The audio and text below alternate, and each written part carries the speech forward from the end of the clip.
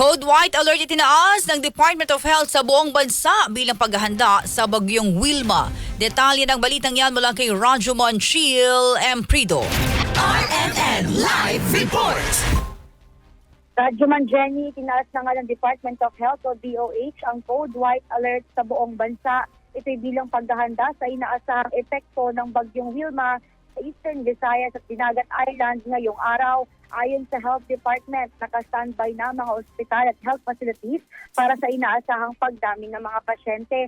Sa ilalim din ng Code White Alert, inihahanda ito mga pangunahing gamot tulad ng doxycycline, mga gamot sa ubo at lagnat, pati maintenance medicine. Nakaposisyon na rin itong mga oxygen tank, mga hospital bed para sa mga tent facility at nakaantabay itong health emergency response teams. Inaasahang tatawirin ng bagyong Wilma ang Visayas hanggang Linggo at lalabas sa Sulusi at posibleng dumaan sa Northern Palawan pagsapit ng Lunes ng umaga. Inaasahang lalabas naman ito sa Philippine Area of Responsibility sa Martes ng umaga. Tiniyak din ng DOH naman na 24/7 ang monitoring ng kanilang Operation Center para sa mabilis na pagresponde at tuloy-tuloy na koordinasyon sa mga lokal na pamahalaan sa maapektuhang lugar. Kasama mo sa DZXL RMN Manila, Radyo Monchil Emprido, Tatok RMN. RMN Network News!